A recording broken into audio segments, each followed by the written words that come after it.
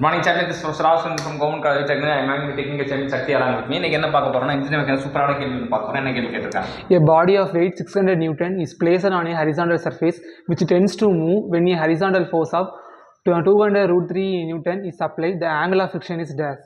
Angle of friction சூப்பரான கேள்வி. நம்ம ஒரு பாடி இருக்கு. பாடி என்ன பண்றோம்? பாடி வந்து weight ஆக்ட் ஆகுது. weight வந்து 600 நியூட்டன். நம்ம புடிச்சு இழுக்க போறோம். அது வந்து 200. ஆங்கிள் ஆஃப் ஃபிரிக்ஷன் பார்க்கும்போது it is angle between the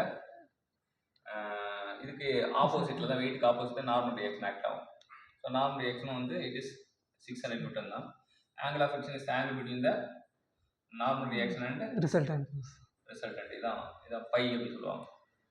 is but it is phi. But tan phi equal to opposite phi இப்போ என்னன்னா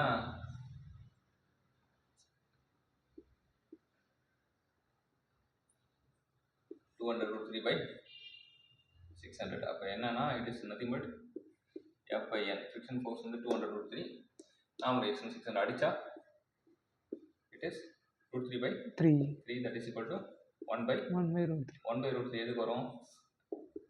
tan 30 வரும். So phi equal to 30 degree அப்படின்றது இந்த பை ஈக்குவல் டு 30 டிகிரி அப்படின்னு தெரிஞ்சுக்கலாம். ஸோ என்ன problem? இந்த ப்ராப்ளம் என்ன புரிஞ்சுது? பாடியில 600 நியூட்டனுக்கு வெயிட் ஆக்ட் ஆகுது.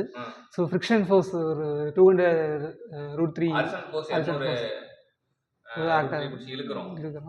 ஆங்கிள் ஆஃப் ஃப்ரிக்ஷன் கேட்டிருக்காங்க. ஸோ ஆங்கிள் ஆஃப் ஃப்ரிக்ஷனுக்கு வந்து tan 5னா 5 வந்து ரிசல்டன்ட் ஃபோர்ஸ்க்கும் நார்மல் ரியாக்ஷனுக்கும் உள்ள இதுதான் tan 5னு சொல்லி சொல்கிறோம். tan 5 = 200√3 by 600 போட்டு tan 30 1/√3 tan 30 5 = 30 டிகிரி. ஸோ நம்ம ஒரு பாடி இழுத்தா என்ன ஆங்கிள் ஆஃப் ஃபிரிக்ஷன் ஆக்ட் ஆகும்னு சொல்லிட்டு கற்றுக்கிட்ட சக்திக்கு தேங்க்யூ.